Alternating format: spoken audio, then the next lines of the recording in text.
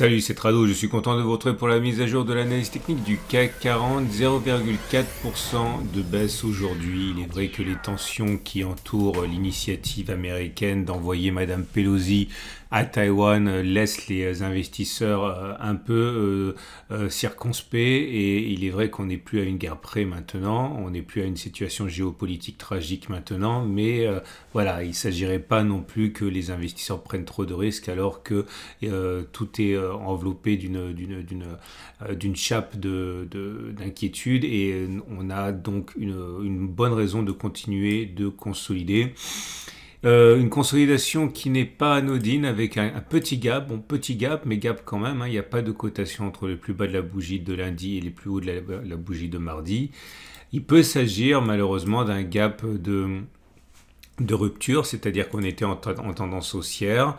On a ouvert entre-temps un gap qui pourrait être un gap de d'essoufflement, et si cela a été comblé, eh bien effectivement il s'agirait alors d'un gap de rupture auquel on aurait assisté aujourd'hui, qui mettrait fin donc pour l'instant à la tendance haussière. Donc on suit ça de très très près.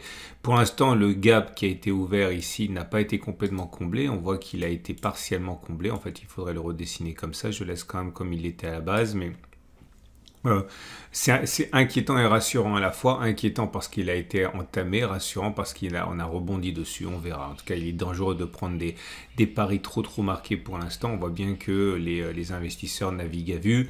À noter également qu'on avait un harami baissier hier, et que donc aujourd'hui, puisqu'on a une bougie rouge qui clôture plus bas que la bougie précédente, on a donc un 3 inside down. Alors j'ai déjà testé avec vous la stratégie des 3 inside up, ça fonctionne bien. On a déjà vu ça, c'était il y a 2 semaines, hein. C'était sur cette bougie-là. On peut regarder 3 inside up et regardez ce qui s'est passé derrière. Et le hasard fait que nous avons maintenant un 3 inside down. Alors 3 inside down, c'est exactement l'inverse, c'est-à-dire un harami baissier confirmé. Okay.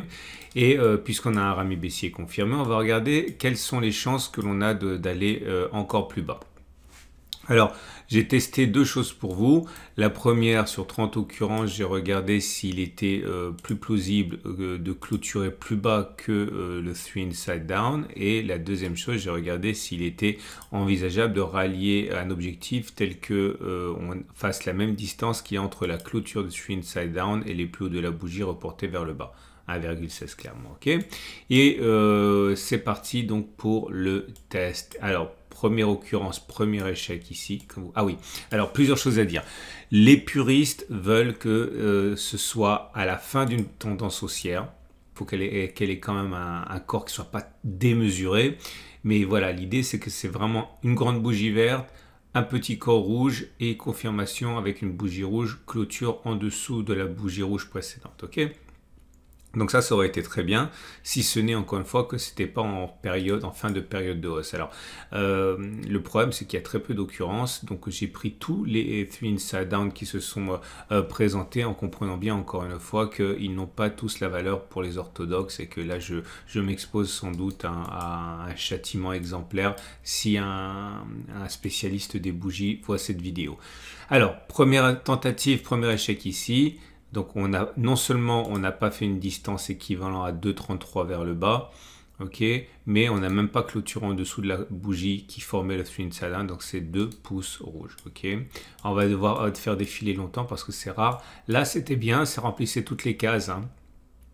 Vous voyez, période de hausse, bougie verte, corps rouge, grand corps rouge derrière qui montre la pression baissière, donc ça c'était très très bien, et c'était d'ailleurs bien récompensé par un double pouce vert. Pourquoi? Parce qu'on a clôturé plus bas avant que d'aller plus haut que la figure, donc on est même allé beaucoup plus bas, hein, jusqu'à 8,6%, mais également on a fait au moins 2,56, hein, donc c'est 2 pouces verts.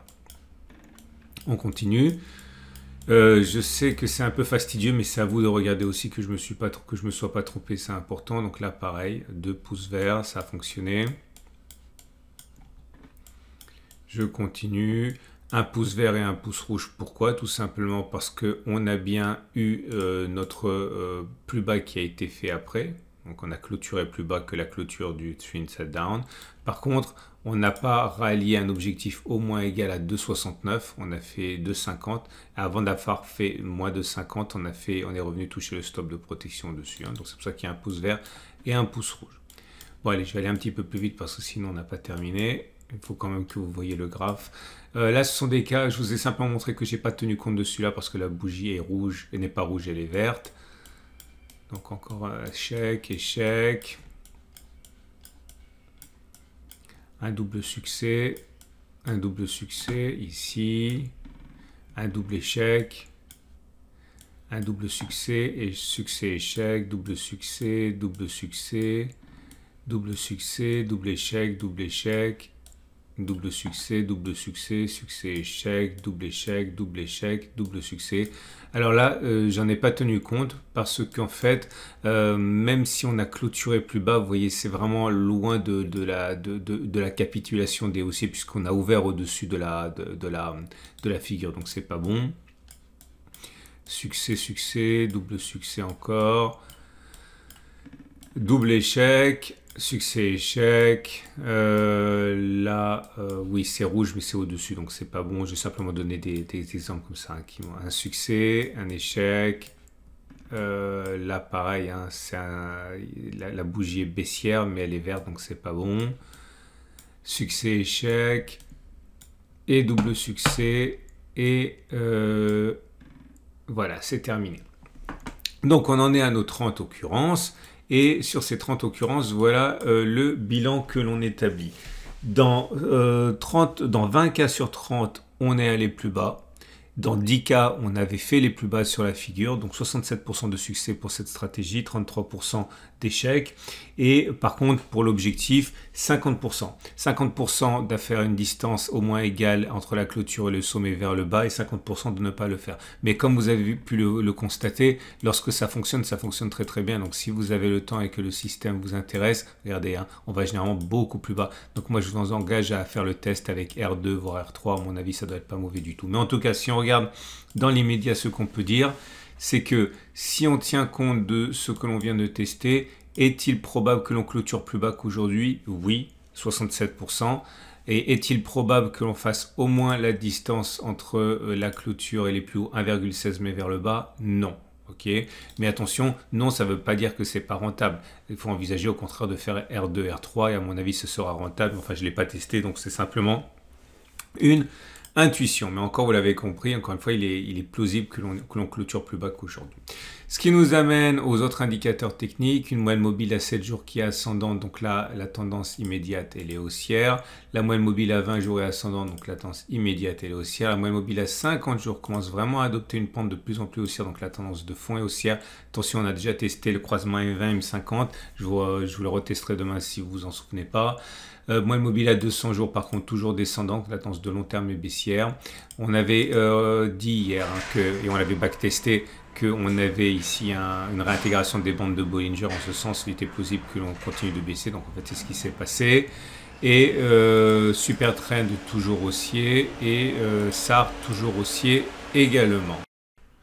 Et les indicateurs techniques rapides à présent, le MACD0 qui passe en dessous de son signal, on a testé la stratégie, et le stochastique qui passe en dessous de son signal aussi, on a testé la stratégie. Bon, vous pouvez retrouver toutes ces vidéos, elles sont sur ma chaîne. On passe à l'Ichimoku qui confirme que nous soyons dans une situation qui peut constituer une bonne opportunité si on est un peu patient pour l'achat, puisque je vous rappelle que on a une autre twist du nuage ici. J'ai déjà testé ça avec vous, ça fonctionne plus souvent que ça n'échoue, et l'objectif c'est d'aller chercher la même distance parcourue entre les plus bas et le twist, reporter par-delà le twist, ça vous donne un rendez-vous voilà, au-dessus de gap, un complément du gap ici, voir si on est déjà là, aller toucher la résistance.